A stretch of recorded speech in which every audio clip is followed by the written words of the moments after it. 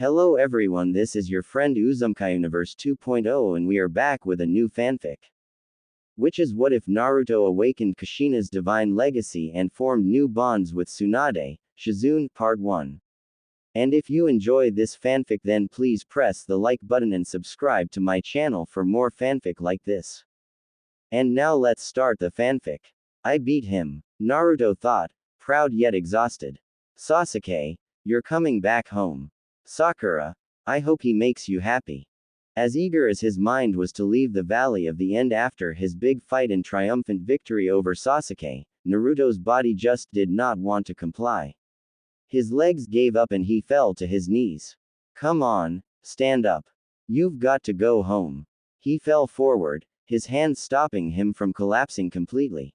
He was breathing deeply and his vision was getting blurry. Not to mention he was lightheaded from the loss of blood from his Chidori wounds. Unknown to Naruto, he was being watched by 3 sets of eyes.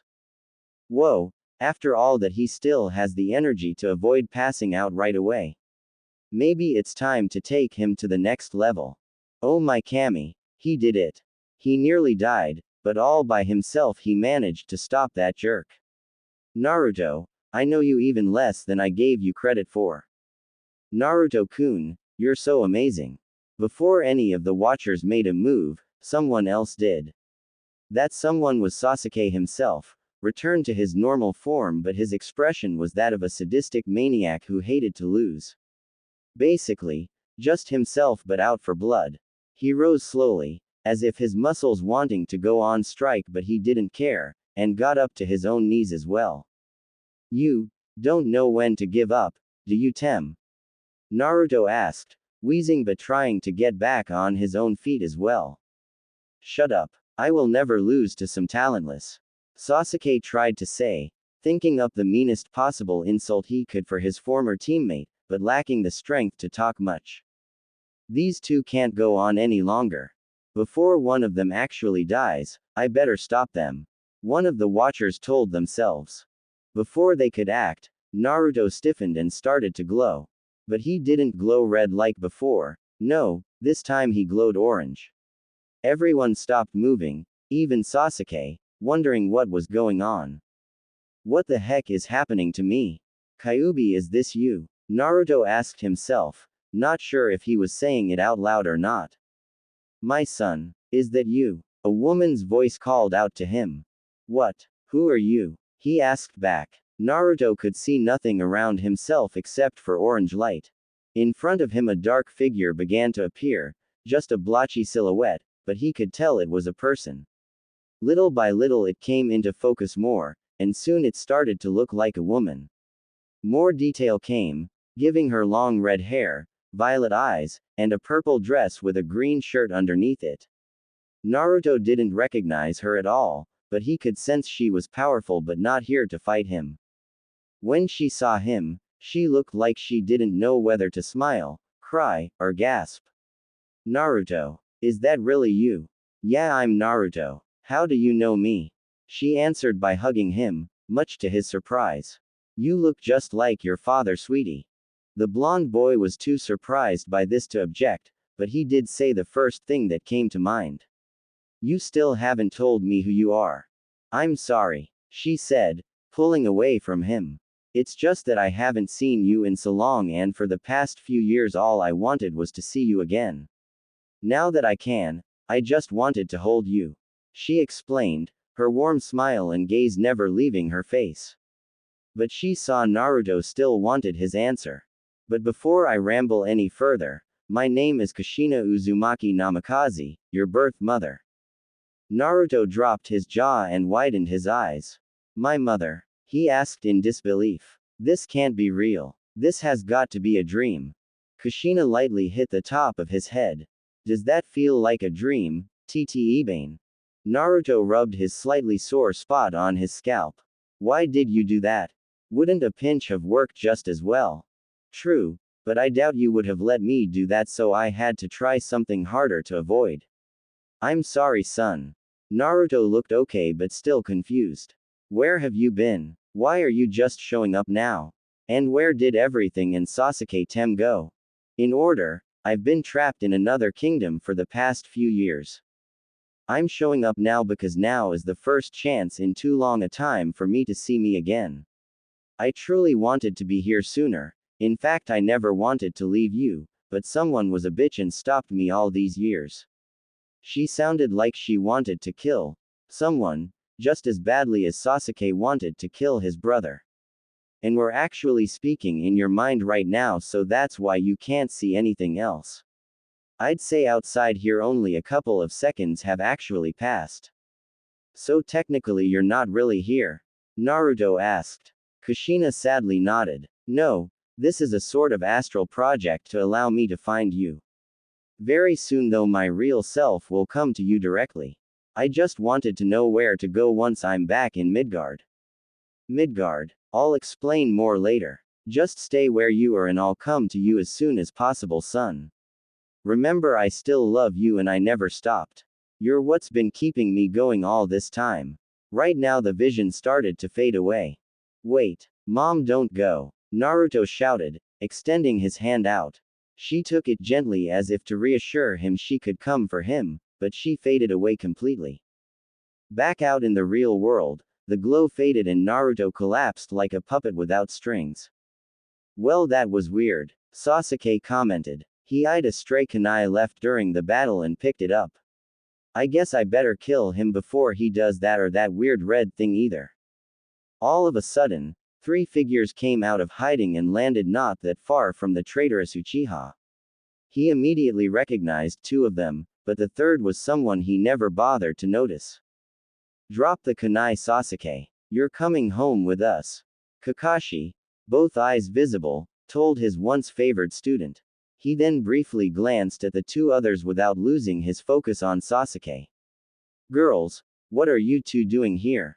Hokage-sama told me and Hinata to follow you, in case you decided to ignore your mission and follow these 2.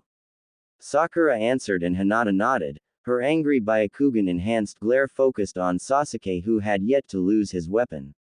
She was apparently right to worry you would act this way. If you interfere, I'm going to kill you all too. Sasuke warned. Sakura glared at him. Give it up, Sasuke. You're outnumbered and worn out from fighting Naruto.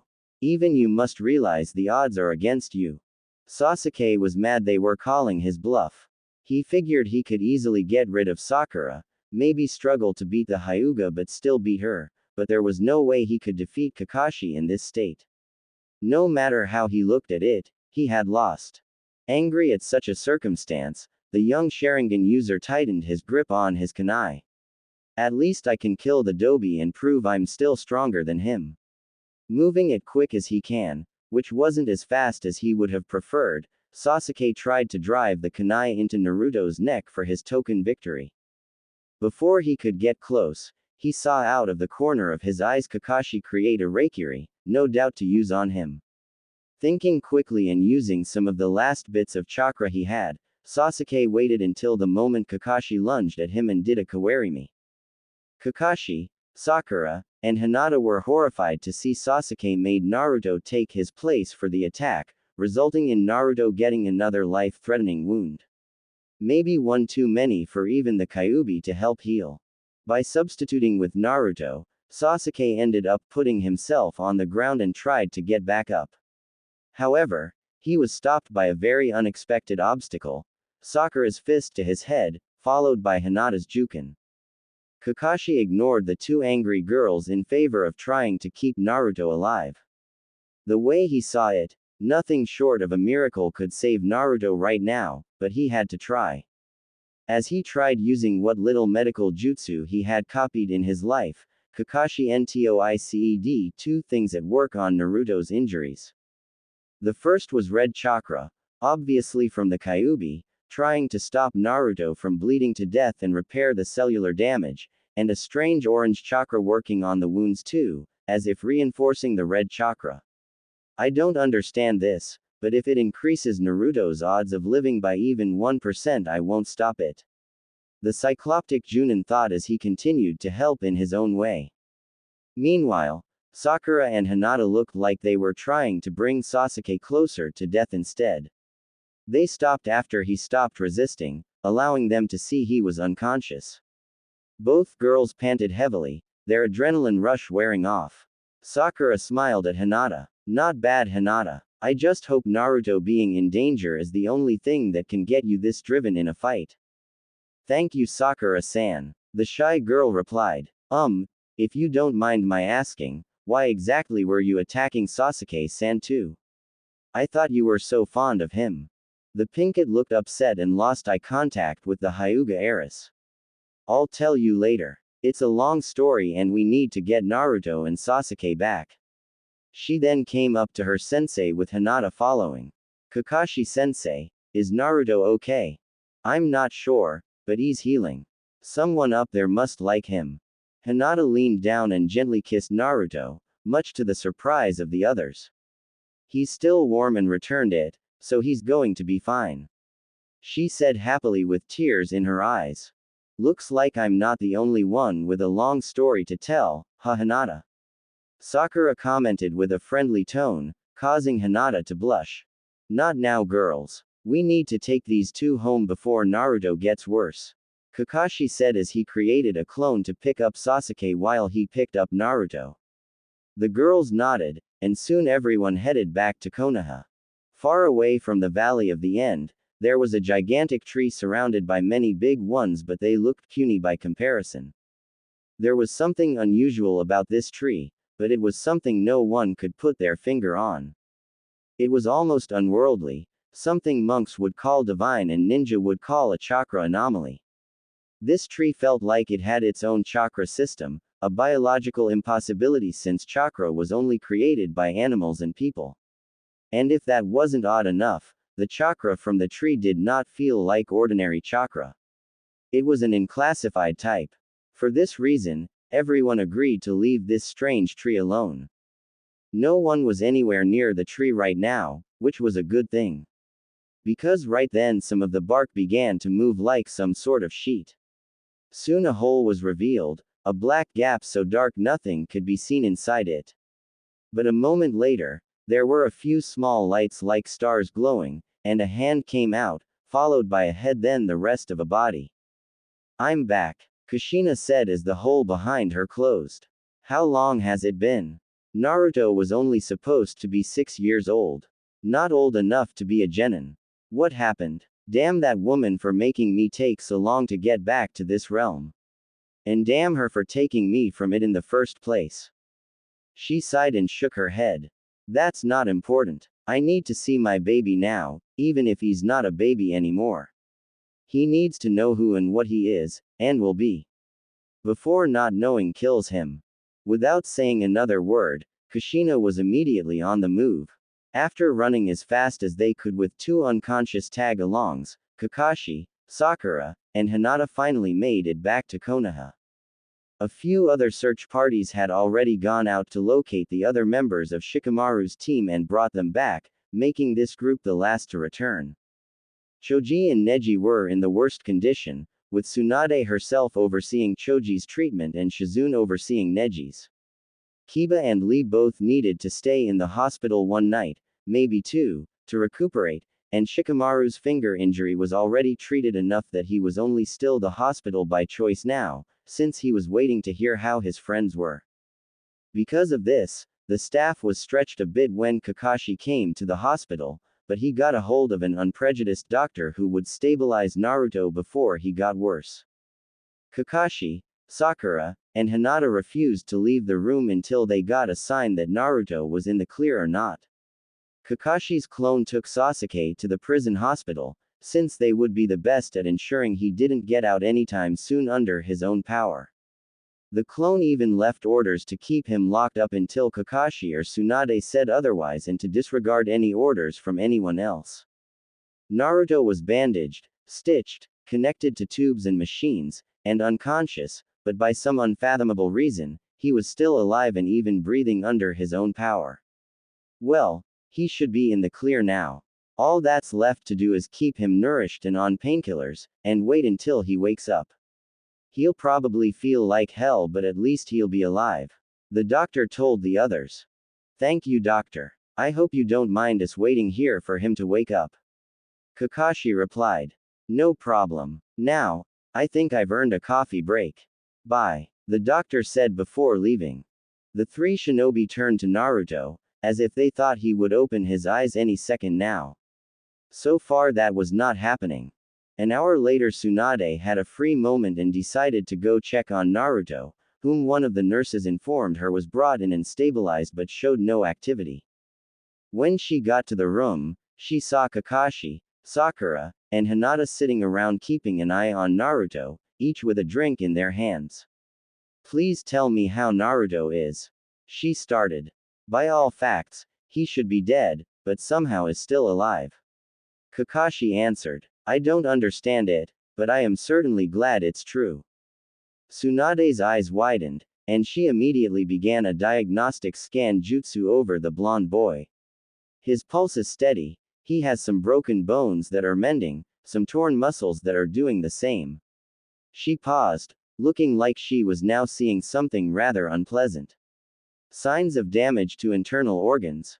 Missing epidermis on multiple areas on the torso but lower layers of skin growing in. Low blood pressure. What happened to him? Did someone drive a pike through his chest? Not exactly a pike, but yes. Kakashi regretfully admitted. And, it was done 3 times. 3 times? Tsunade shouted, causing Sakura and Hinata to jump back. Kakashi sadly nodded, unable to make eye contact. Sasuke used the Chidori technique, something I regret teaching him, on Naruto twice, and, he tricked me into striking him a 3rd time. Tsunade had never seen the technique, but on her trip back to Konoha Naruto had described it to her as a lightning sword his sensei used for close-range kills. He sounded like he hoped to learn it once they got back to Konoha. Tell me where the bastard is so I can punish him accordingly. Few had any doubt what exactly she had in mind. He's in the prison hospital right now with the caretakers there ordered to place him in a cell once he's stable. Kakashi answered. You should know Hokage-sama, I saw a strange chakra at work in Naruto's wounds, and I don't mean the chakra you're thinking of. This was a completely different one. Tsunade was instantly alerted, and glanced over towards Sakura and Hinata. Could you two please leave the room for a moment? This is going to be a classified talk. The girls nodded and left the room. Tsunade looked back at the one-eyed Junin. Continue. Evening came and Tsunade was worn out. The last thing she wanted to deal with was an emergency council meeting that she didn't even order. In fact, she was strongly tempted to use her Hokage authority to call it off and tell them all to wait a night on whatever it was they wanted to yammer on about. There was only one thing that made her want to go now in the first place. The summons note, which read, Tsunade Senju, you are hereby ordered to attend a council meeting at 6 p.m. tonight and drop whatever previously scheduled distractions you may have at said time.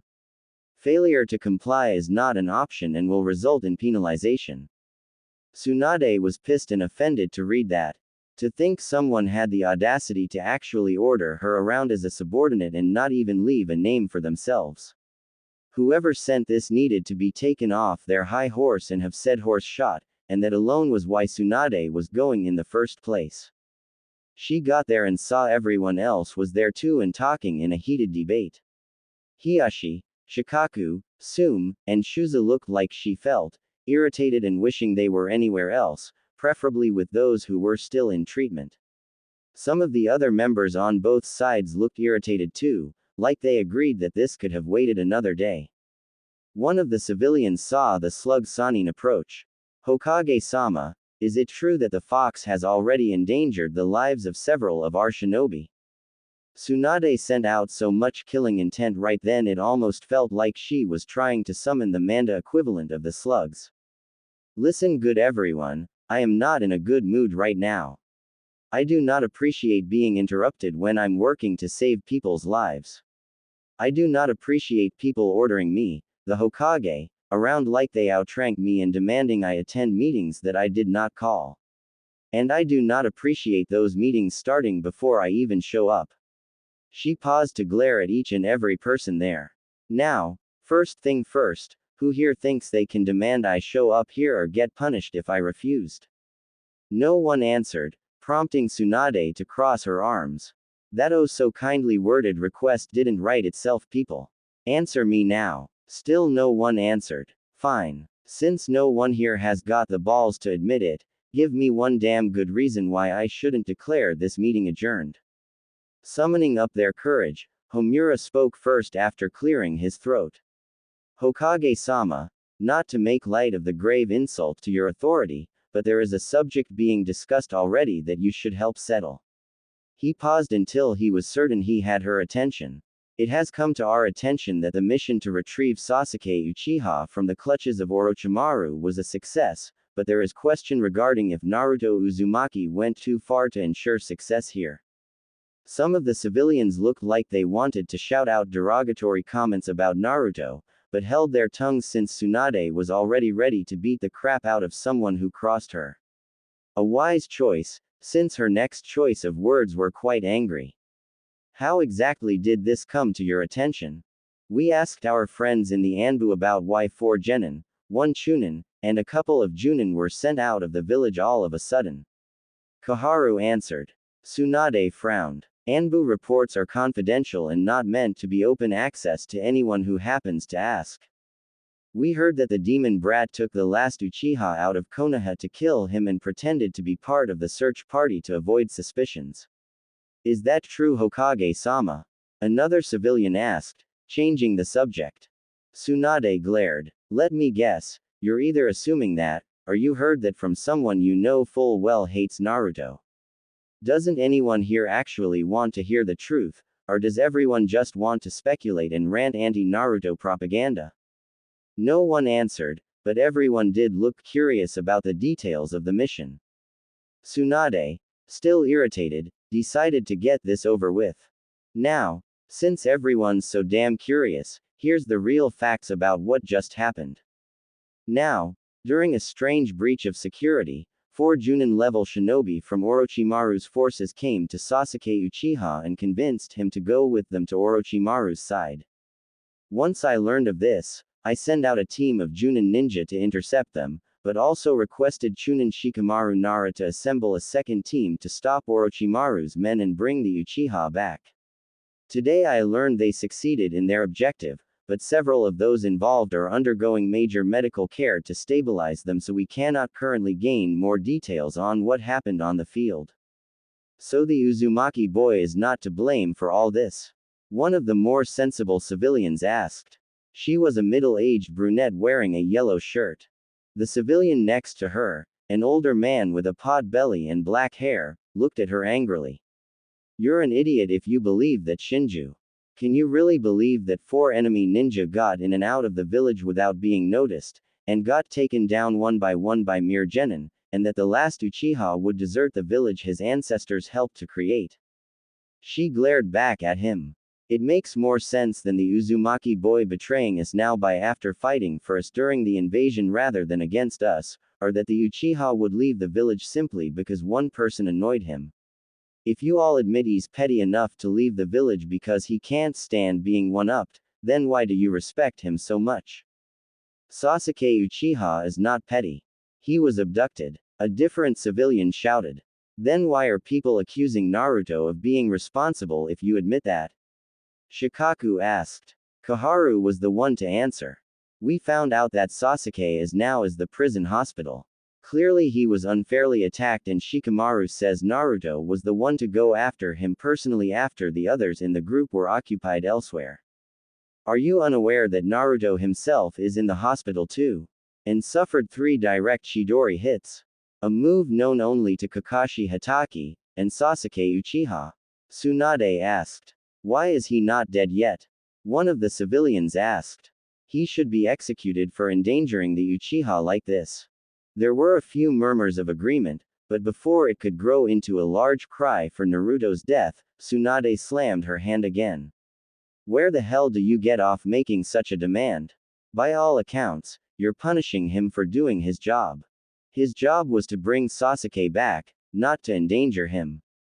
Koharu countered. Sunade glared at the older woman. Sasuke had no restraints against endangering Naruto. So was Naruto not allowed to defend himself or subdue Sasuke with force if he refused to comply? Soom snarled at the civilians, trying to come up with an excuse to justify the situation the way they wanted to see it as.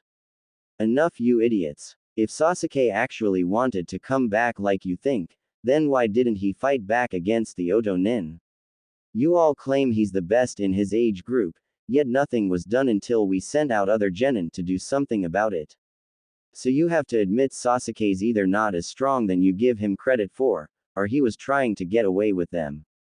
Even so, Naruto Uzumaki must still be punished for what he did. One of the more stubborn civilians stated. Sunade was even madder now. That is not the point, and I think you all are deliberately missing that to avoid the real issue here. On what grounds do you have to justify such a course of action? We need to make it clear to the boy that we will not tolerate him using the fox's power to endanger our more prominent shinobi. The same civilian replied.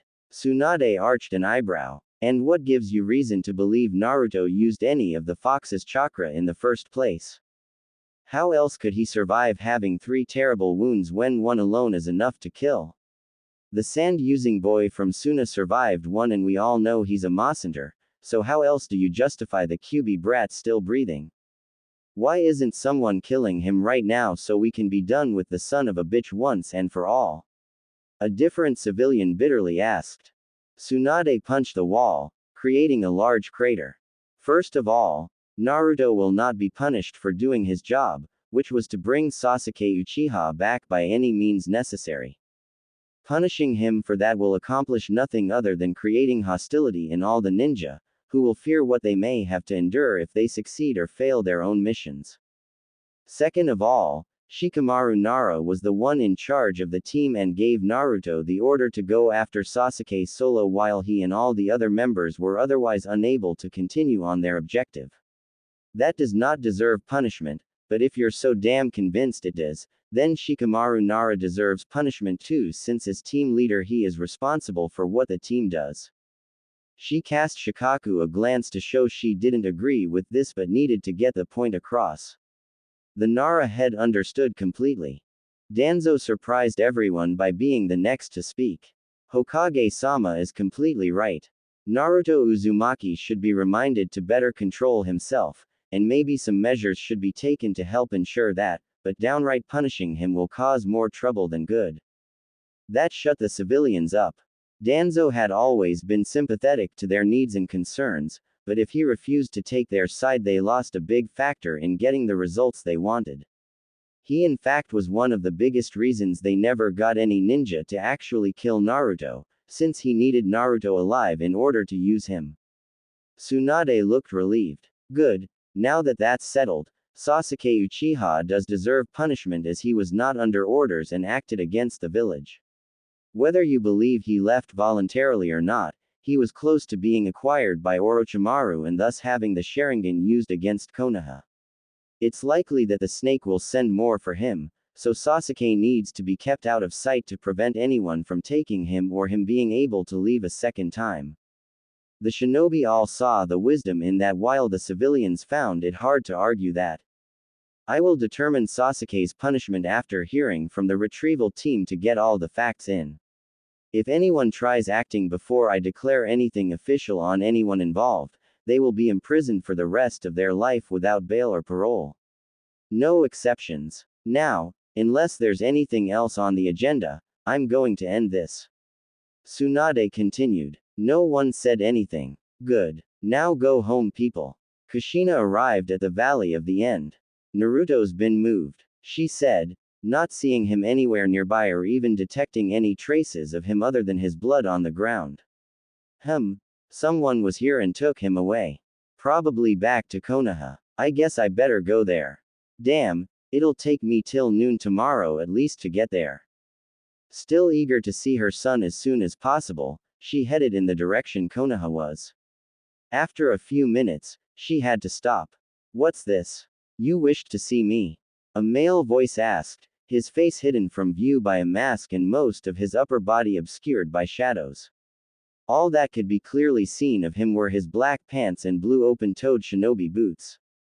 Yes. To put it simple, we want Sunade out of office now. One of the 3 people meeting this hidden man said. She is not doing her duties properly and is turning blind eyes to the real threats while calling others threats instead. A second person added. And if that wasn't bad enough, she's trying to give the shinobi ideas that they don't have to work for the civilians, but rather we must submit to them. The nerve of her. The shinobi are here to be our servants, not the other way around. The third voice stated. You are aware that I'm a shinobi, right? The hidden man replied. Why should I do as you ask and turn against the strongest one in the village just because some cowards are afraid of her? His tone clearly showed he wasn't against the idea, but he was going to require some incentive before he did as asked. The first voice sighed. Every shinobi is a mercenary, meaning pay the right price and they'll do anything. They held out a bag full of Ryo coins and bills, easily full with 2 years' pay for a junin. The hidden man took the sack and checked to ensure it wasn't a fake bribe created by a genjutsu. Such a thing was not uncommon in underhanded situations such as this. I think I can work something out. Though be aware that I will not be able to act until tomorrow. An operation such as this requires careful strategy, not impulse, and more manpower than I alone can provide. The second person nodded. Do what you must. Just ensure Sunade is out of the picture and the Kyuubi brat is in hell where he belongs. We will take care of the rest. Late at night, Naruto finally opened his eyes. Where am I? He quietly asked as he rubbed the sleep out of his eyes, not fully aware of his surroundings. Glad to see you're awake, Naruto. Kakashi's voice was heard. Kakashi-sensei? Naruto asked, his sight coming into focus. He saw he was in a hospital room resting on a bed with an IV attached to his right arm, and apparently something covering his right eye completely. Kakashi was seated beside him reading a book under a lamp, and strangely enough, Sakura and Hinata were seated in 2 guest chairs alongside the wall. They looked like they had been asleep but were now waking up from the noise. Try not to move too much, Naruto. You don't want to open your wounds, especially those types.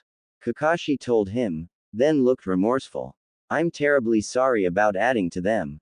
I never thought that Sasuke would do such a horrendous thing. What did he do? Naruto asked. He doesn't remember. The shock and the passing out must have made him forget. The Junin thought.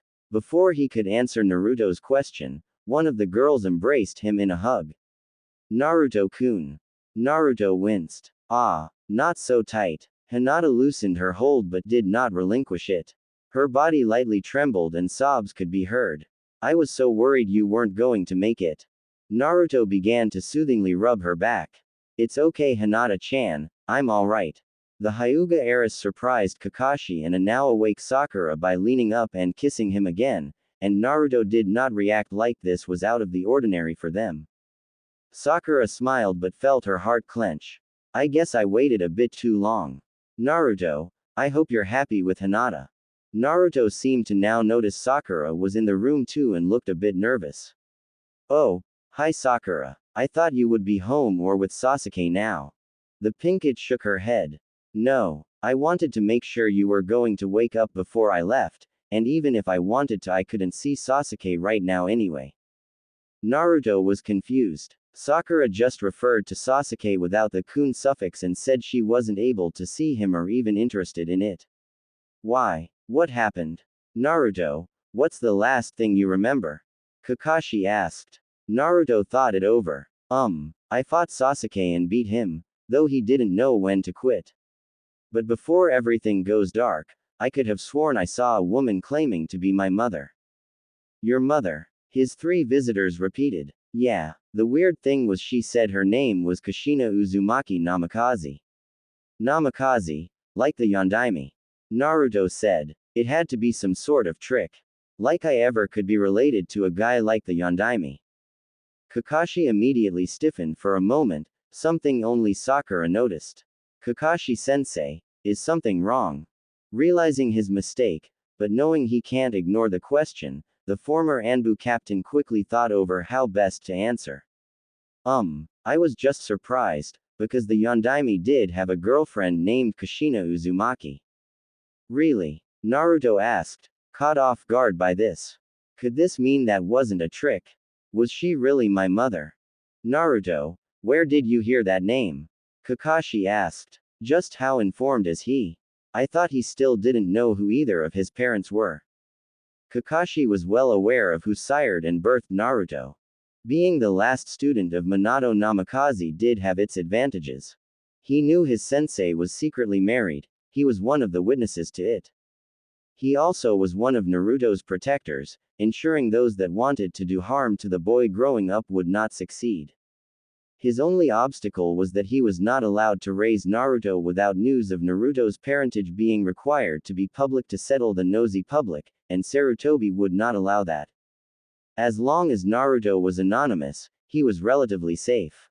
As a Namikaze, he was a target to everyone, especially the mysterious person Minato said attacked during Naruto's birth. That concerned Sarutobi more than Iwa. If Iwa invaded, Konoha would fight back to defend themselves and save Minato's son. But if the masked man who knew about Kushina and the Kyuubi came back, that was too unpredictable for the Sandame's likings. After the fight, when all I could see for some reason was an orange light. A woman with long red hair and violet eyes came to me and called me her son. She told me her name and said she was coming back to me.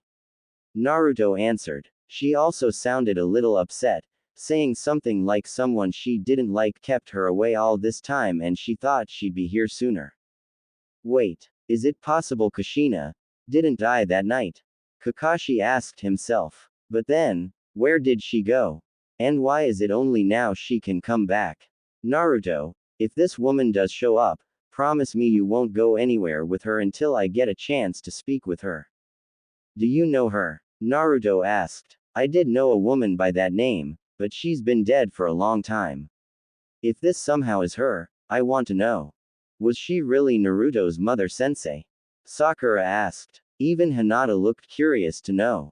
Kakashi withheld the need to sigh. I'm afraid I'm forbidden from saying anything. Naruto's origins are kept unclear for a reason I'm not at liberty to say.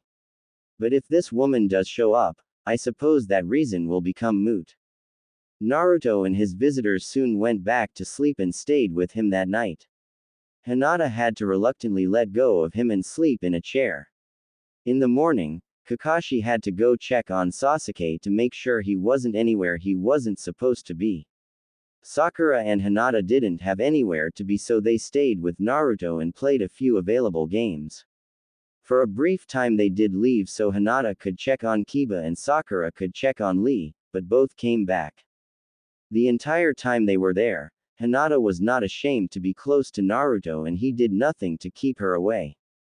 Sakura was still confused but avoided asking anything so they wouldn't begin to feel bad about what they were doing. But the strangest thing of all was she found herself feeling a bit jealous.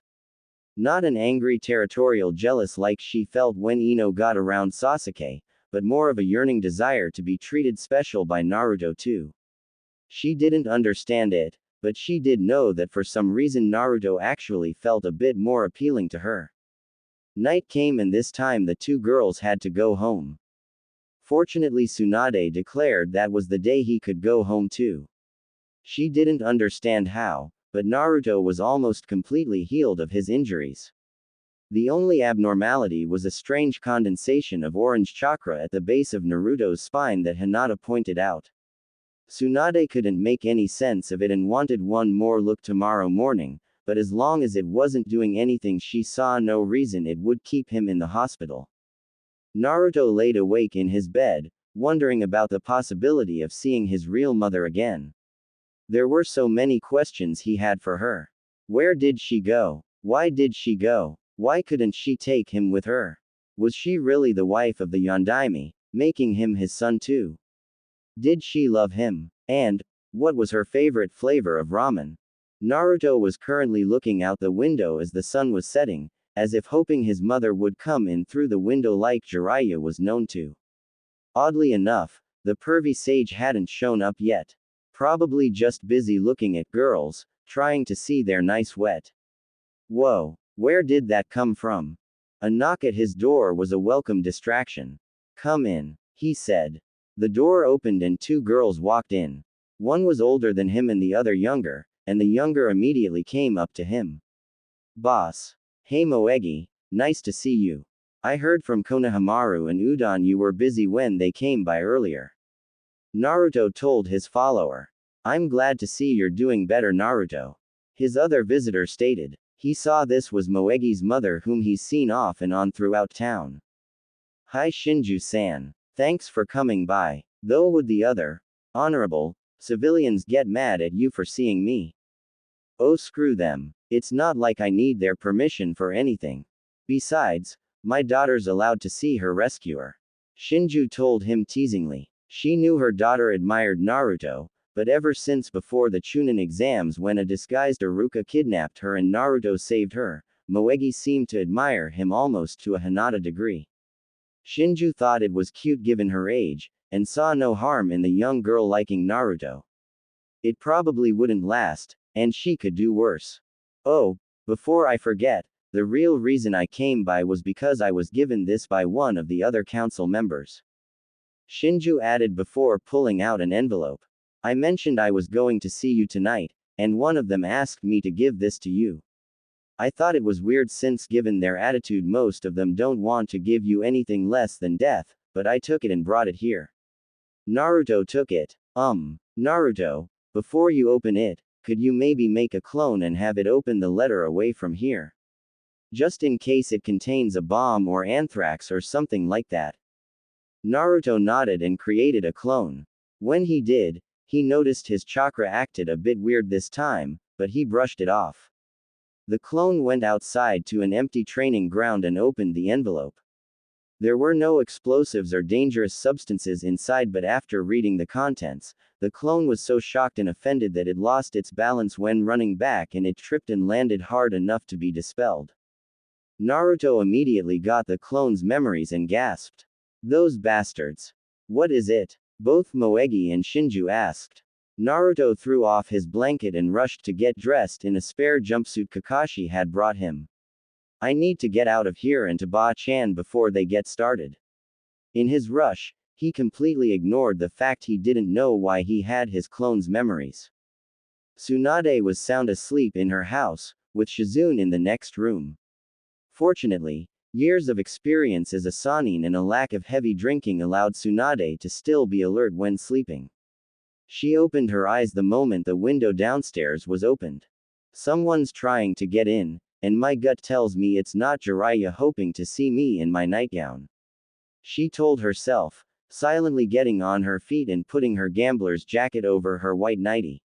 She wouldn't open her bedroom door, knowing the sound would alert the intruder and make them act faster. At the same time, she was cautious that this might be a diversion and the real problem would come from behind. Soon there was no noise, and that made Sunade all the more unsettled. Okay, either a silencer jutsu has just been performed, or they're not being careless. Either way, it's ninja who know what they're doing and they're in the Hokage's house. This cannot go unpunished. Not wanting to scare them off, because she can't prosecute them if they escape, Sunade, as careful as humanly possible, opened her door and got into the hall. The first thing she saw was Shizune, just as alert and dressed in a pair of black pajamas with a nervous tauntaun at her feet. The two women made eye contact and nodded, both knowing what to do. Now it feels like a waiting game. We're both waiting for the other to make a move so we can retaliate as desired. Sunade thought after noticing there still was no sound. She was getting impatient. Well, I'm not going to wait forever for something to happen. Fortunately, she didn't have to. As soon as he reached the house, Naruto was concerned. The door was wide open and there were Anbu posted around the perimeter, not a good sign. He instinctively came to a stop before they could see him. Shinju and Moegi were following him but hadn't caught up yet since they didn't have his stamina. Damn, they're starting already. Well, not on my watch. Naruto angrily thought. The spot on his lower back was starting to burn, but he ignored it. Instead he made a large amount of clones, aggravating the spot more so, and sent them in. The Anbu were caught by surprise but only one was taken down. The others started fighting off the clones and killing them, but the numbers never seemed to cease. Fortunately, Naruto didn't plan on them beating the Anbu, instead they were there to distract them while he snuck inside. With so many Narutos around, no one could tell for certain which was the real one, who happened to be one of 3 that made it inside the building. Inside the main room of the house were 3 Anbu, all 3 looking upset to see him.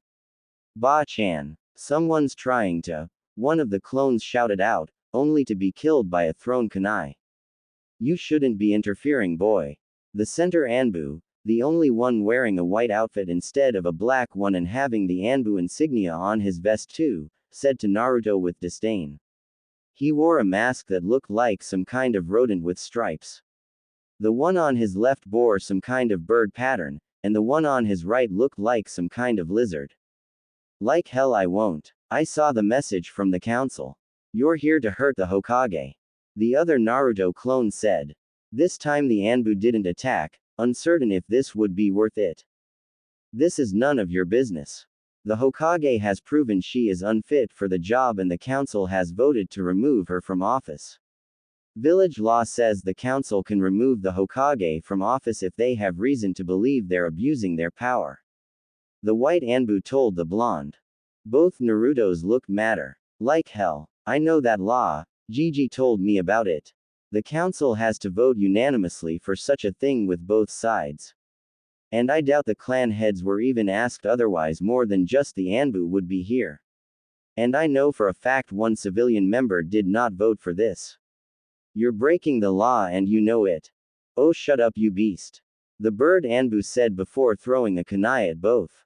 One dispelled but the other Kawaramite with one of Tsunade's cushions, putting him behind the trio. Naruto lunged forward and threw a punch at the nearest Anbu, the lizard one.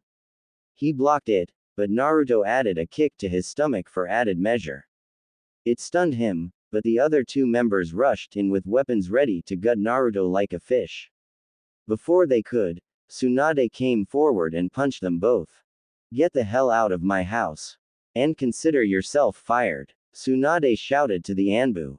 Ba-chan, you okay? Naruto asked. Yeah, I heard the whole thing. Now let's get rid of these bastards. Tsunade said, cracking her knuckles.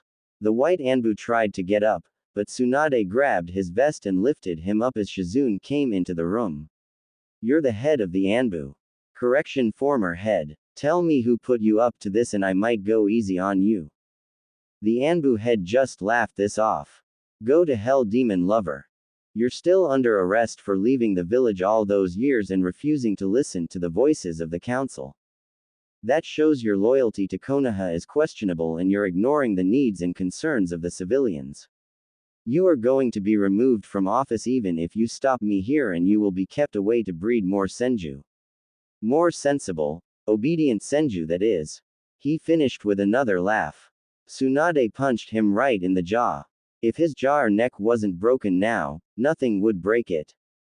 Before she could do more, a scream outside could be heard, catching the attentions of Naruto, Tsunade, and Shizune. Since it was a woman's scream, Naruto headed back out. He was mortified to see that the gathered Anbu that hadn't gone chasing after some of Naruto's clones now had Moegi and her mother in holds with kunais at both their necks. Naruto glared, his eyes turned red with black slits, and red chakra forming around him. But this time, there was orange mixed in with the red, with nothing but orange at the base of his spine, noticeable only by Tsunade and Shizune at the moment. Let them go now. How about I do this instead? The Anbu holding Shinju said before thrusting his kunai into the back of her neck. Take that, demon supporting bitch. Mom, Moegi screamed, trying to kick herself loose. Fortunately her own captor wasn't as eager to kill. Naruto froze up, then got mad enough that his own tail cloak was starting to form with fangs and claws included. But unlike the last time, this time the chakra tail was entirely orange, no red at all. What's going on? Tsunade asked regarding the strange orange chakra. Shinju looked at the enraged Jinchuriki. Naruto, keep my daughter safe. Moegi, I love you. She closed her eyes and coughed up some blood. Moegi broke down in sobs, while Naruto jumped at the Anbu who murdered her defenseless mother. Using chakra claws, He ripped the masked man's head off with little effort. He turned his gaze towards the Anbu holding Moegi. He let the young girl go and escaped. Moegi ran to her mother, checking for any sign of life. Naruto dropped his cloak and checked with her. Neither found any, causing Moegi to sob into the blonde's shoulder as he held her comfortingly. Shizune gasped. Tsunade-sama, do you see what I see? She asked, pointing at Naruto with a shaky hand.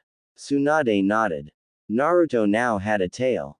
Not a chakra tail, but a dark-colored flesh tail with a spearhead tip. Naruto now had a tail.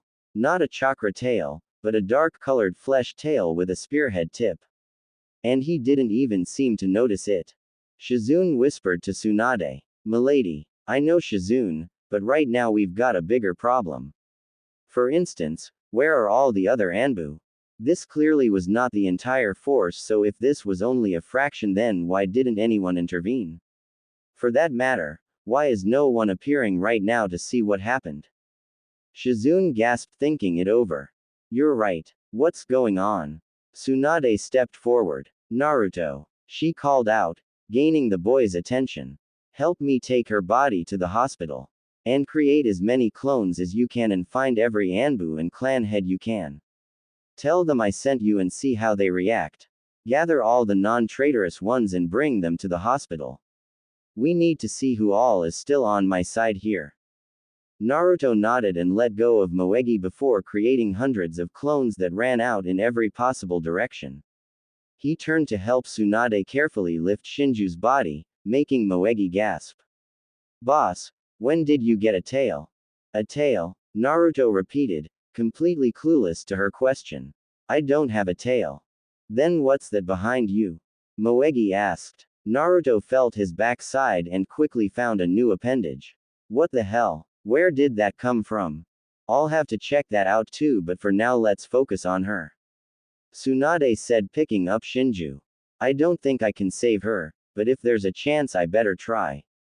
Naruto ignored his new feature and helped Tsunade take the civilian councilwoman's body to the hospital with Shizune and Moegi following. I'm serious, Ino. Sasuke was trying to kill Naruto. Sakura told her friend, both girls inside the Yamanake flower shop. Ino's parents were out on a date that night, so this felt like a good spot as any to have a talk. Really? But why? Wasn't Naruto sent out to save Sasuke-kun? Ino asked. He was. But the problem was Sasuke didn't want to be rescued. I saw it, Ino. Sasuke had a chance to come home. He was away from Orochimaru's henchmen and there was no one stopping him, but he chose to fight Naruto instead. He even used that lightning jutsu he used in the Chunin exams on Naruto twice. That move is an assassination move, so why would he use it in a friendly spar? He even tried using it on Naruto here in town before he left too.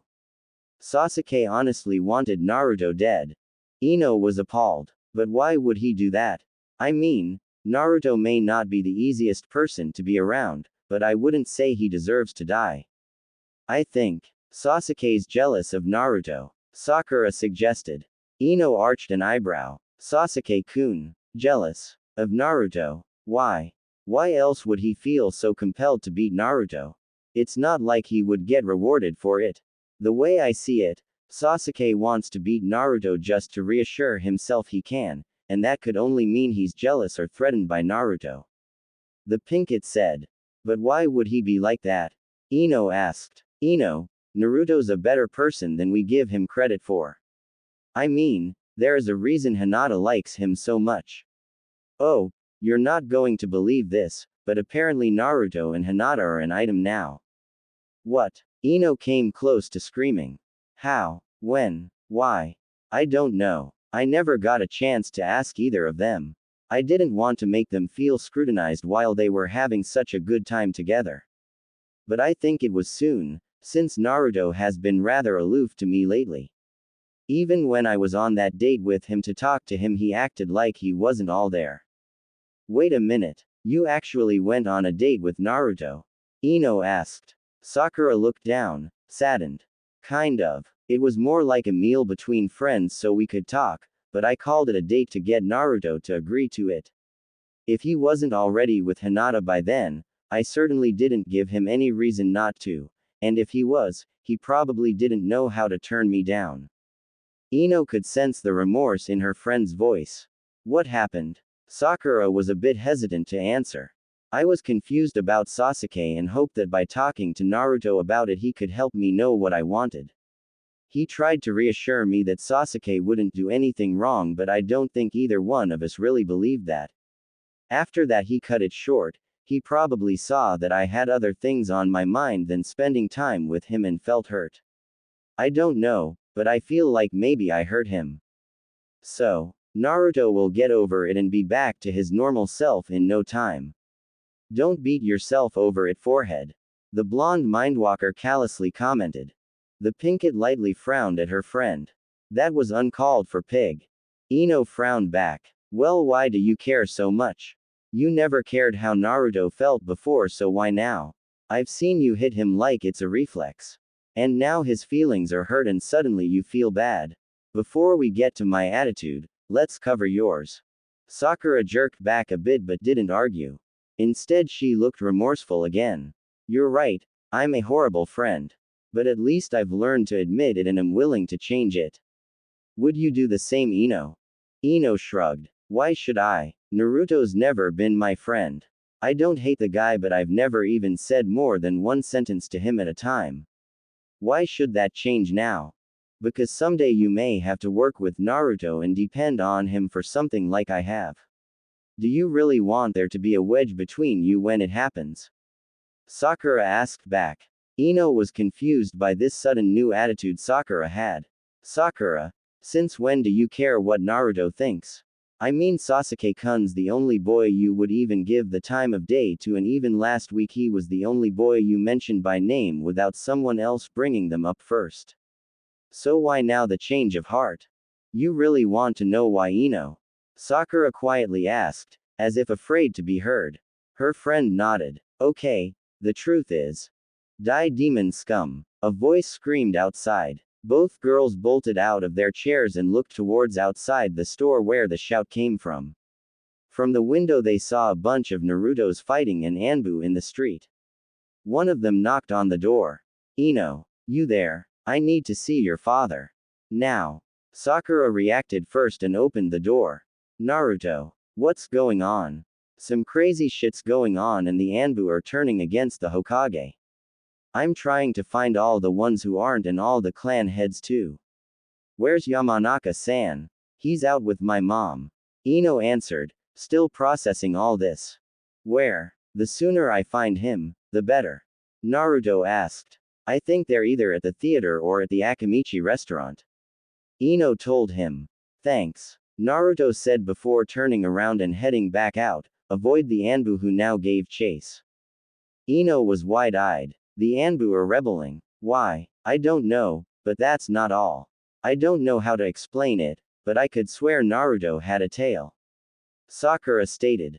Hinata was about to get ready for a bath then bed when she heard something at her window. Immediately worried, she instinctively activated her Byakugan and saw Naruto perched on her windowsill. Naruto-kun, she asked as she opened the window. What's wrong? Hinata-chan, I can't stay long. Please get your father and tell him the Anbu are rebelling and the Hokage needs his help immediately to keep them from succeeding. Can you do this? Hinata silently gasped then nodded. Of course I will, Naruto-kun. Thanks. I better get going before anyone dispels me. Just promise me you'll stay safe. Naruto said before giving her a light kiss then leaving, without waiting for her to respond. Naruto-kun, good luck, and please stay safe too. She told herself before heading towards her father. Sunade did the best diagnostic scan she knew over Shinju, only to find the results everyone feared were true. I'm sorry, but she's gone. Moegi broke out in tears, and Sunade had a night-duty nurse take the body to the morgue. She then looked at Naruto. Naruto, I need to get to the Hokage Tower to get control of this situation. Please get this girl somewhere safe then get to the tower right away. And while you're at it, try to hide that tail. It's likely to only create more problems in the ninja and that's the last thing we need. Naruto nodded and tucked his new tail under his orange top as best he could before lifting Moegi onto his back. This put a lot of weight on his tail, which ached, but he ignored it. Where should I take her? Her place might be a target now, and my place is even unsafer under the circumstances. How about Konohamaru's? That might work. The whiskered blonde immediately took off to the youngest Sarutobi's house. Sunade at the same time headed towards the Hokage Tower. Who's behind this? That Anbu talked like he was enjoying this, but I don't believe he was doing this uncourse. Someone put him up to this, someone who wanted me and Naruto out of the picture. And since they're acting now, that can only mean this is connected to the Uchiha's betrayal. In that case, this must mean someone on the civilian council does not like my ruling and is willing to break the law to get what they want, and even a good portion of the shinobi are on their side. Bunch of egotistical.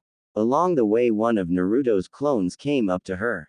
Ba-chan, I think you may want to see this. It's what made me come to you right away tonight. The clone held out the letter that Shinju had given Naruto earlier and was left behind in the training field, until a clone went to retrieve it. Thanks Naruto, now get back out there and find help. Sunade told the clone, who quickly departed. She read the letter, and saw read. Naruto Uzumaki, you are hereby stripped of your status as genin and effectively banned from ever having a claim to ninja title, rank, status, or property including equipment from this day forth per orders of the council. Reasons for this, which we are only giving because we're legally required to, not that an abomination such as yourself deserves such courtesy, are because you have proven yourself a threat in our eyes to our more competent and valuable shinobi, and you are influencing the younger generation in a bad way as well as controlling the Hokage somehow. Do not bother having your puppet Hokage get you out of this, as she is effective immediately removed from office too, and we will decide an appropriate replacement while she suffers for her crimes. It was signed, Council of Konoha, but there was only the civilian seal on it. The shinobi seal was completely absent. Oh, I'm going to tear these assholes a new one. And then I'm going to get started on the serious beating. Suddenly, she stopped. Or maybe, I could make this work to my advantage. Tsunade-sama, Shizune asked, seeing her mentor stop walking. Shizune, how long does it take to mend a broken body? Tsunade asked casually, resuming her walk.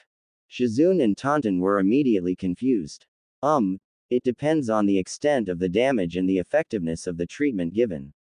True. And how long does it take to mend a broken ego? The slug Sanin added. The brunette and Pig were even more confused now. That cannot be treated by anything less than time and acceptance of the situation that bruised it. Tsunade-sama, what are you getting at? We're in a serious situation here. I know, which is why I'm asking this. Tell me, Shizune, what's crueler to do to someone with a superiority complex? Break some bones, or break their prides? Milady, stop speaking in riddles. Alright, but I'll have to tell you the rest later when we get to the office. Thanks to Naruto's clones, all the clan heads and some of the Anbu were brought to Tsunade's office. Okay everyone, we've got a crisis here. Not more than 30 minutes ago I was attacked in my own home by our own Anbu, led by the current head of the department. He declared me removed from office and under arrest and quarantine as if he had the authority to do such a thing. Naruto got warning of this and came to help me out, and under my orders gathered you all here. Any idea who is behind this, Hokage-sama? Shikaku asked. Tsunade showed him the notice. This was given to Naruto while he was recovering in the hospital and brought to me by him while the Anbu were attempting to catch me off guard. You tell me who looks like the responsible party. The notice was passed between a growing number of maddening shinobi all ranked Junin or higher. The nerve of these bastards. If I had hellhounds I'd sick them on them all right now. Sum growled. What are your orders, Hokage-sama? Hiyashi asked. Tsunade smirked. If I'm removed from office, I can't give orders, can I? All the ninja including Shizune were caught by surprise by that remark. Excuse me, Inoichi asked. I didn't come back to this village to get bossed around by idiots with more ego than courage or common sense. Some people here, I'm assuming most of the civilian council, if not all of them, are trying to claim authority they don't have, and apparently some of the shinobi are on their side. Since each clan has active members in the Anbu ranks, I need to know right this instant who here approves of the idea that Konoha is better off with new leadership. Sunade said, her gaze sharp enough to cut steel at the end. None of them argued with her. Hokage-sama, we support you. You can do the job well rather than some figurehead leader that the civilians would favor but would barely know how to do the job right. So what do you plan to do about this? Shikaku told her. The problem is deciding what to do when considering the consequences. Not too long ago we were invaded and that alone makes us vulnerable to our enemies. An internal struggle over leadership and control of our ninja will only make the village a bigger target. With that in mind, a decision must be reached and achieved immediately for best results. Shibi stated. Sunade nodded. Which is why I have an idea that may work. It's a long shot, and I know I'm not the best gambler, but this might just work for us. The others were interested to hear what she was going to say. Naruto brought Moegi to Konohamaru's home, and after assured she was going to be safe went back out to find Sunade. I guess the people who hate me ran out of patience and are finally doing something about it. Well, I always knew this day might come. I just wish I could have had more time with Hinata-chan. I'll miss her, but at least she'll be safe and. He was cut off by a cluster of poorly aimed kunais coming at him from his left. He stopped and looked left, seeing an alley in between two buildings. He saw someone hiding in the shadows. Who the hell are you? Naruto shouted. The figure turned and ran off. Hey, I'm talking to you. He ran after the hidden attacker, despite his inner guts warning him not to. Out of the shadows, Naruto could see his surprise assaulter was dressed in black with a gray vest, reminding him of normal high-ranked ninja attire.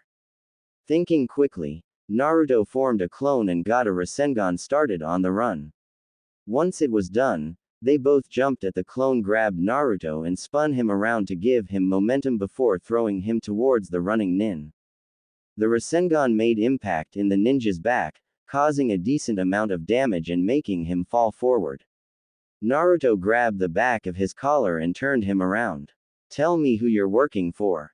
The attacker turned out to be a man about 6 or so years older than Naruto with dark gray hair and dull green eyes but no expression on his face, though there was a bitter mirth in his eyes.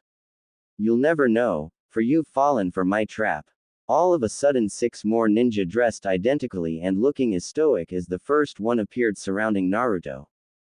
Come with us, Uzumaki. If you surrender, you will live but be put to proper use.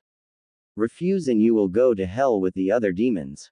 One of the 6 surrounders told him. I don't surrender. Now or ever. Naruto said before forming his favorite hand sign. All the gray-vested shinobi threw kunais at him, but luckily Naruto formed enough clones to take the hits for him. Unfortunately they were prepared for this and threw a second wave, hitting Naruto this time. He remained on his feet, but his body was already sore and taxed from all the recent activity after healing from his severe injuries. It's a shame. You would have made a great weapon, but unfortunately you're a hard fox to domesticate. One of the ninja with long brown hair stated, pulling out a tanto with his comrades doing the same as if hoping to finish the job now. All of a sudden, the air pressure increased. It was like the feeling one got when exposed to a great amount of ki, only this time it had a physical effect to it as well. Their bodies felt like something was crushing down upon them and their vision got darker and slightly blurrier. Naruto appeared fine but confused when his ambushers suddenly fell to their knees. What is this? The brown-haired one asked. Naruto looked around, unable to feel anything different, until he heard a thud behind him. He turned and saw someone new appeared. Naruto. The newcomer asked. It was the woman he saw at the Valley of the End, the one who claimed to be his mother. Naruto himself was unsure how to react. Here was the woman who came to him in a strange vision just the other day, calling herself his mother.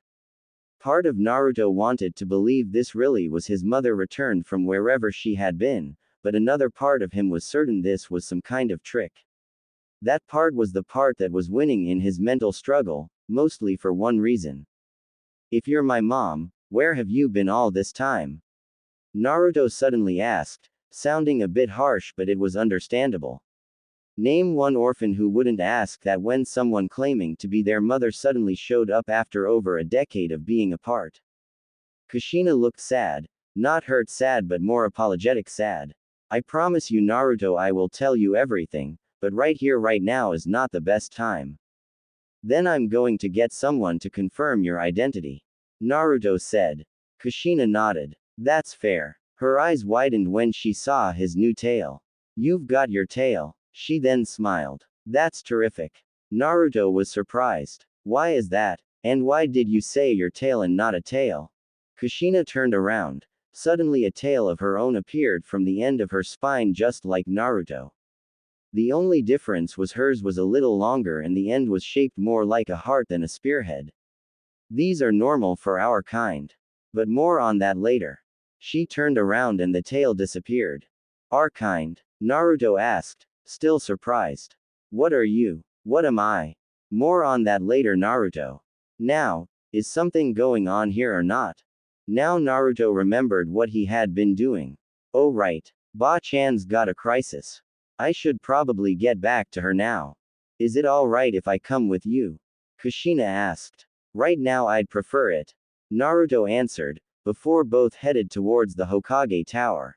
You can't be serious. Sume said after Sunade finished explaining her idea. All of the other ninja looked shocked by it too. Sunade nodded. I know it's a risk, but it's the only way to drive the point across and ensure something like this doesn't happen again. Can anyone think up a better idea? Yes. Remove the civilian council from power and put new members in their place. Shikaku told her. The Hokage shook her head. There's no way of knowing just how far the influence of the civilian goes. Look outside, some of the shinobi are taking orders from them, and it's likely that's not all. They likely already have a contingency plan for if they ever are removed from power and can influence their replacements. Your suggestion, while fitting, is mostly a band-aid idea, and we need something that does more than soothes the problem. Your idea will only make things worse. Inoichi told her. Tsunade looked undaunted. Sometimes things have to get worse before they get better. Shibi spoke up. Hokage-sama, I will admit that if your idea works, the problem will effectively be eliminated, but how can you ensure it will work? And what do you have planned in case things do not go as expected? I admit this will make Konoha a bit of a target to others, but that is while I will be working on my contingency plan in the meantime. It will take me some time, but during that time Konoha should not ruin itself to the point of destruction. If it does, then as shinobi I hope you do the smart thing. When I have everything set up, I will contact all the clan heads and tell them to begin their part and inform everyone they know who supports our cause. This is still risky, but I can't help but feel you may succeed. Shuza stated, crossing his arms. That's the spirit, Tsunade said with a smile. Hiyashi sighed. Since we apparently cannot change your mind on this, who will accompany you in this endeavor? I'm thinking my apprentice and Naruto for starters to minimize suspicion. Since it is hard to guarantee anyone's loyalty right now, I'm afraid I will not be able to get much more right away. Kakashi stepped forward. If I may Hokage-sama, I ask that you consider taking my other student Sakura too. Will you not be able to train her yourself Kakashi? Tsunade asked. I could, but I'm concerned that someone is going to try to get Sasuke out of prison and absolve him of anything he's being charged with. Such an event would require my uninterrupted attention so I could take immediate action. Plus, it would help to get Sakura away from her parents. I've heard they are both strong supporters of the civilian council, so if things happen as you predict they will try to drag Sakura into the problem. Interesting point. I will look into the possibility. Tsunade told him. Okay everyone, you know your roles in this. Start as soon as possible. Dismissed. Everyone nodded, even if a bit reluctantly, then left the office. Out in the streets the chaos appeared to have died down and there were no more Naruto clones running around chasing or fighting Anbu Nin. Some Anbu ninja were still out, but it was impossible to tell what they were doing. They were likely looking for Naruto, but to what end was a mystery to everyone except themselves. Sakura and Ino were out looking for Naruto too. Actually, Sakura was looking for him and Ino was mostly following Sakura. After Naruto's clone left the Yamanaka shop, the two girls were concerned about what was going on. Ino could have waited for her parents to return home, but Sakura couldn't and wanted to find Naruto to see what was going on and if she could help out. He had to be far from his best given he had been at the hospital only hours ago. Sakura, stop. Ino called out, only to be ignored. Even if you do find Naruto, what do you plan to accomplish? More than I would if I stand around and wait for it to be over. Sakura replied, tears in her eyes. As soon as I saw Naruto all bandaged up like that, I promised that no one would have to suffer because I was too weak to contribute anything on my own part. I can't let Naruto get in danger again while I stand back and just watch. I have to do something. Both Kunoichi had to stop and catch their breaths, leaning against a building as they did so. Do you have any idea where he even is? Ino asked as she panted. I think the hospital is a good place to start, and if he's not there we can find Hinata. She should find him quicker than we ever could. Sakura answered. Then why not go to her first? Ino asked. No need to worry her until we know whether or not Naruto's at the hospital. The Pinkett answered before running out again. Ino groaned and followed again. Ironically, when they turned a corner, they saw Hinata out heading towards the Hokage Tower. Hinata, Sakura called out. The Hyuga heiress turned to face the other two girls but didn't stop moving. Sakura, Ino, what are you two doing? The same thing you likely are. Looking for Naruto. Sakura answered. Hinata nodded, and now Sakura and Ino could see her Byakugan was active. I'm concerned too. A clone of his came by to warn me, but I couldn't stay away knowing he'd be in danger. Right now he's heading towards the Hokage and there's a woman I've never seen before accompanying him. So Hinata, is it true you and Naruto are? Ino started. Now's not the time, Ino. Sakura cut her off. Kakashi went out to find Naruto and bring him to Sunade. Fortunately, Naruto ended up inadvertently coming to him. Kakashi-sensei. The cycloptic Junin stopped in front of his student. Naruto, Hokage-sama needs. He stopped when he saw the woman behind the whiskered blonde. Kushina, is that really you? Hey Kakashi, it's been a while. The red-haired woman told her husband's student. So you really did contact Naruto earlier when he said you did? Kushina nodded. I would have been here sooner, but I misjudged the distance to Konoha. Also I found something that briefly tied me up. Anyway, wasn't there something you were trying to tell my son? Kakashi-sensei, is she really my mom? Naruto asked, sounding desperate for an answer. Kakashi looked at Kushina, looking for any indication that she was not the real deal. Kushina smiled. I caught you kissing Rin-chan without your mask in the alley behind the theater one night in the summer while you two were still chunin. Okay, you're the real Kushina. Kakashi stated. So Naruto, that means that she really is your mother. Naruto looked up at the woman in wonder and uncertainly, like he didn't know what really to feel right now. But we've covered that later. Naruto, Hokage-sama really needs to see you now. Are you the real Naruto? The blonde nodded. Good. Follow me back to her. Kushina, please come along. Kushina and Naruto then followed Kakashi, but he wasn't taking them to the Hokage Tower. Hey Kakashi-sensei, where are you going? Naruto asked. I'm taking you to the Hokage, Naruto. I never said where she was, did I? Hinata suddenly changed directions. Now he's going this way. This is good. We can catch up to him sooner like this. This direction took them to outside the Forest of Death, where Sunade, Shizune, and Taunton were waiting. Standing back being covered in the foliage, they saw Naruto, Kakashi, and a woman they never saw before appear before them. Sunade faltered when she saw the redhead. Kushina, impossible. Hi you old bat. The years have not been kind to you.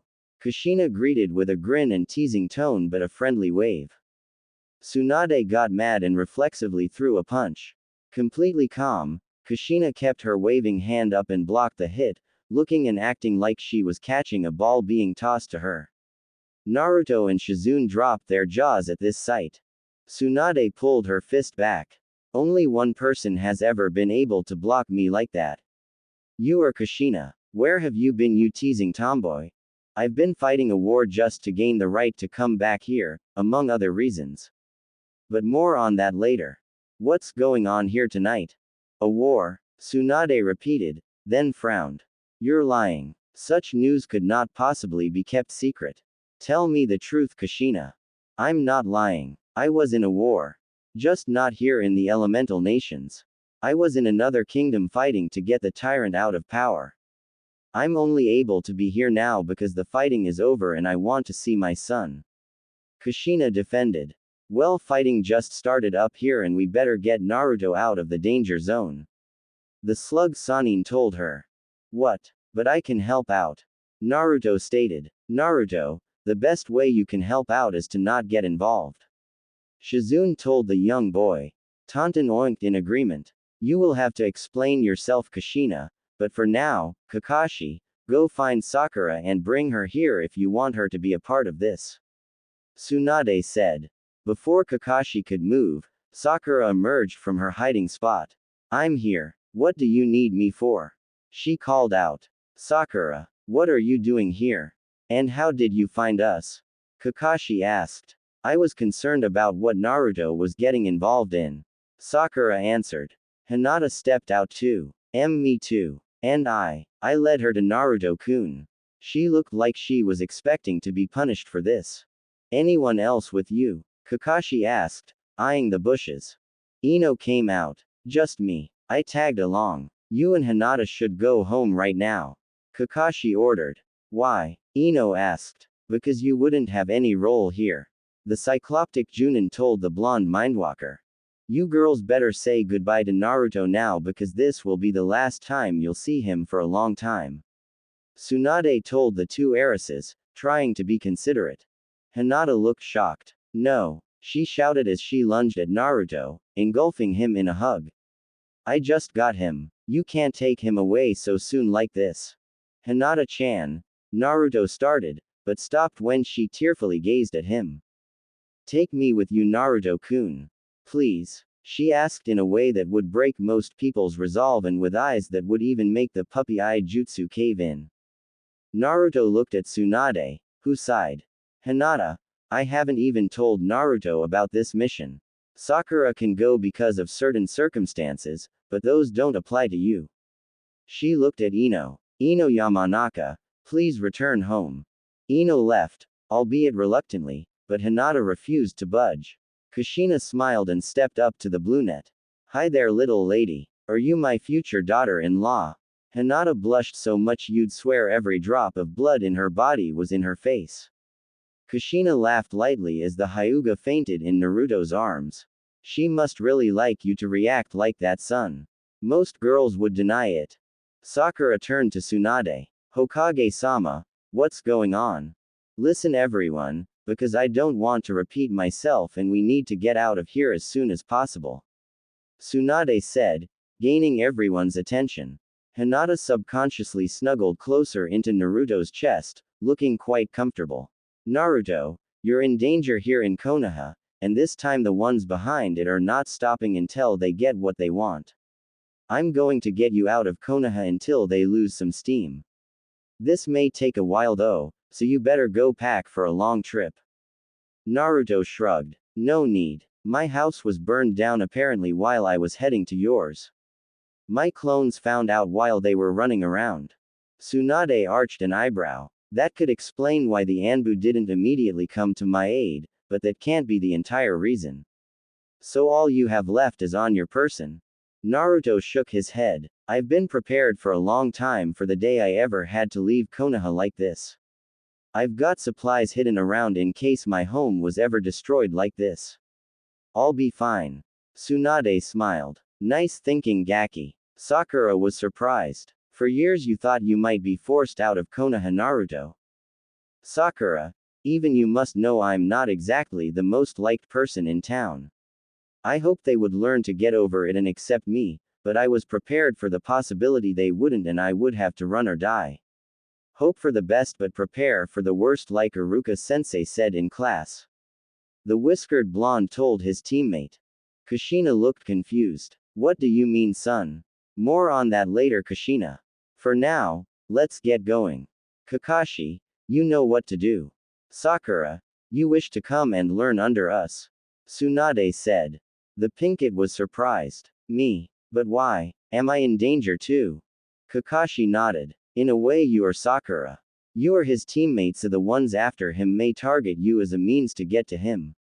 If you go with them you cannot be targeted and you can learn under Tsunade-sama at the same time.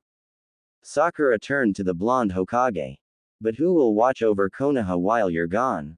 I'll tell you after we're away from prying ears. Do you accept? Tsunade told the young girl. Sakura thought it over for a moment, looking at Naruto as she did. Alright, I will, but on one condition. Hinata goes with Naruto. The adults and even Naruto gave her a questioning look. You said I'd be in danger because I'm his teammate. Wouldn't his girlfriend be an even bigger target? She's got a point, Ba-chan. Naruto stated. Kushina smiled. I don't mind my son's girlfriend being with him. It could make things easier for him to understand. Understand what? Tsunade and Naruto asked. Away from prying ears. Kushina said, using Tsunade's excuse. Tsunade sighed. Fine. We'll wait to hear from Kushina and we'll take Hinata along. Kakashi, go inform Hiashi about this.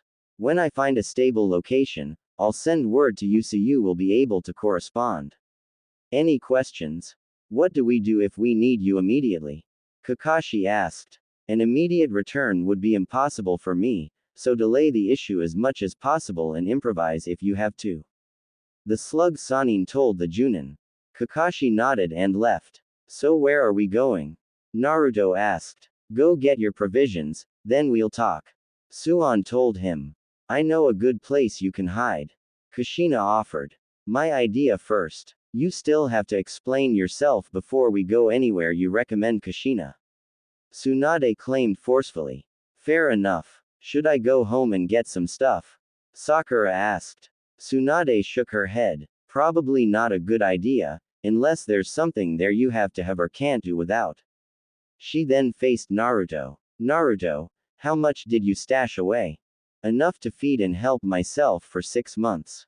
Maybe a month or 2 for all of us if we use it carefully. Good. Sakura, if you can, be discreet about it. Shizune, accompany her and bring her to the top of the monument when you're done. We'll be there waiting.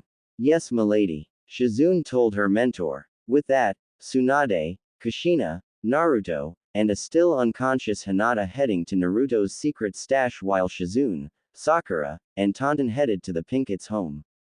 It didn't take long for Shizune and Sakura to reach the Genin Kunoichi's home. The lights were off, telling them her parents were either out or sleeping. What are you going to tell thee if you see them? Shizune whispered. Sakura shrugged. Not sure. The truth, I guess. Mind telling me why exactly you're going with us? Shizune asked. Not that I mind it, but I am curious. Let's get this over with first. Shizune nodded. I'll wait out here. You know what to do. Sakura nodded and went inside. I wonder how long it's going to be before I come back. Will I even be able to come back? She silently walked through the front room of her small house. No, don't think like that. Of course I will be back someday. I'm not going to leave Konoha forever, just until this revolution thing ends and Naruto's out of harm's way. I just hope mom and dad stay safe too. She carefully went up the stairs, using her chakra to stick to the walls rather than risk making too much noise. I guess I don't want mom and dad to ask me what's going on. I shouldn't just disappear, so maybe I should write a note for them. Yeah, that'll work. On the upper level, Sakura quietly got to her room and went inside. Her mission-ready gear was within immediate access, contained within a pink and white backpack. Grabbing it, she confirmed its contents. Kunais, check.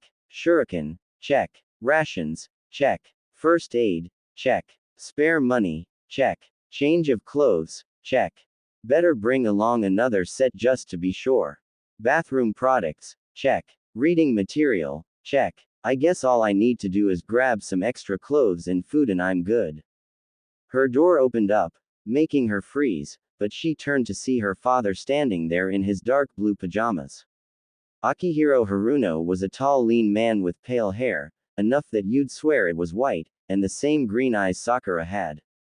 He was no shinobi, instead he worked at the hospital as a technician. Sakura, what are you doing? Hi daddy, Sakura replied, sounding caught. I'm just getting ready. Hokage-sama assigned my team a mission that we have to start under the cover of night, so I need to get going. Akihiro shook his head. I saw the records. One of your teammates is still in care and the other just got out no less than 4 hours ago. Where are you really going? It's the truth. Hokage-sama's assistant is right outside waiting. You can ask her yourself. Akihiro still looked unconvinced. Why not your sensei? Where's he? I don't know. Probably getting ready too. Akihiro looked right at his daughter, making her feel uncomfortable. Sakura dear, I may not be shinobi, but I'm not gullible either. What are you really doing? Sakura frowned. I'm telling you the truth, Dad. Hokage-sama has an assignment for me and Naruto that we must start tonight. Why don't you believe me? I heard a lot of commotion outside and your mother and I were worried since you weren't home yet.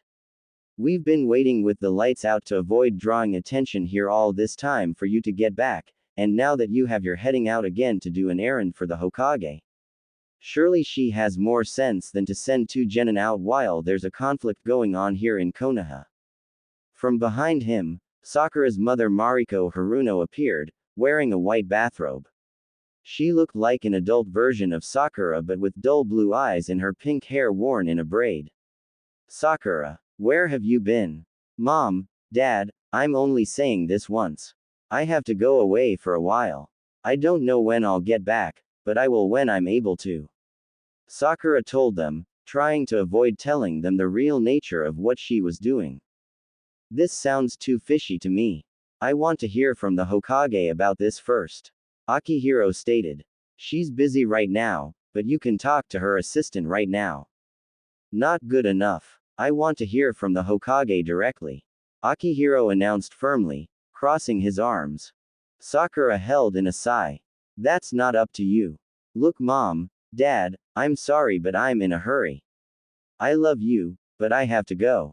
But why? Mariko asked. Sakura now sighed. All I'm allowed to tell you is it's for my own good and I need to do this to help my teammate. Mariko held her daughter. Stay safe dear and try to come back soon. Sakura hugged her mother back. I'll stay safe, but I can't promise to come back soon. I could be gone for a long time. What? No, you can't. This is your home, you can't just leave it. Her mother said, pulling back to face her. Sakura sended a single tear. Mom, I'm going to miss you both, but I have to do this. Why? Both her parents asked. Sakura closed her eyes and took a deep breath. I can't tell you anything. For the time being you'll both be safer if you don't know. Just please believe me when I say I will be safe and I will come back someday. Akihiro's gaze softened. This isn't a normal mission, is it? Sakura nodded her head. And you can't turn it down. Sakura shook her head this time. And you want to go on this even if you could reject it? Sakura was slower to react this time, but she nodded. Mariko tightened her hold on her daughter, as if afraid or unwilling to let her go. Please sweetheart, don't do this. Sakura pushed her mother away a bit. Mom, I told you, I have to do this. I don't have the time to tell you everything, just trust me when I say I need to do this. Maybe later I can send word to you on how I am and a better explanation, but tonight, let's just leave it at this. Mariko pulled away and pulled a dark red ribbon out of her hair that she put in at night to keep it from going all over the place and irritating her husband. Sakura, keep this with you. As a reminder of us and your promise to come back as soon as possible. Tentatively, the young genin accepted the offered ribbon and put it in her pack. Bye Mom. Bye Dad. I love you both. She hugged them one more time and went downstairs. Mariko embraced her husband for support. Do you think we're doing the right thing by not putting our foot down? Akihiro shrugged. Maybe we should have. But sadly, we're not the only authority figures in our daughter's life anymore, and we have to trust her to know what orders to follow and what ones not to. He put his arms around his distraught wife. Come on, let's get back to bed. All we can do is hope for the best. Mom, Ba-chan, Naruto called out. What is it, son? Kushina asked, bringing them to a stop. Before we go, there are two people I have to see. I owe it to them to let them know I'm not going to be around anymore. The whiskered blonde told the group. We don't have too much time, but if it's really important, Naruto, then make it quick. Suan told him. I'll be at the top of the monument. Kushina, you come with me. Hinata, you go with Naruto to keep an eye out for him. The genin nodded, and although Kushina looked reluctant to obey, she did not argue. Then the two teens broke away and headed back into the village. Where are we going, Naruto-kun? Hinata asked. I need to see Moegi and the Ichirakus. I can't just leave without saying goodbye, not to them. Moegi is closest, so I'll get to her first. Why her? Hinata asked, not objecting, just wondering. Naruto struggled to answer. Her mother died tonight, and her dying wish to for me to keep an eye on her. If I can't be here to do that, I need to tell her why. Would you like to let your family know about you while we're at it? Hinata shook her head. No, I don't. If I did, they'd try to stop me and they'd likely succeed. It's best if we just ignore them. Before more could be said, the pair arrived at Konohamaru's house. Naruto knocked at the door and Konohamaru's mother answered the door. Welcome back, Naruto. Is something wrong? Boss, Moegi screamed, running right to the orange-clad ninja. You okay, Moegi? Naruto asked. The orange-haired girl nodded. I'm just afraid of being away from you right now. You're strong enough to keep the enemies away. Naruto was afraid to burst her bubble right then, but had no choice. Moegi, I'm going to have to go away to make sure they stay away. So I won't be around here to keep you safe for a long time. Moegi was wide-eyed. What? No. Don't go, boss. I need you. Konohamaru was equally surprised. You can't go, boss. Konoha needs you here to become Hokage. I know, Konohamaru, but Konoha unfortunately doesn't want me here for the time being, and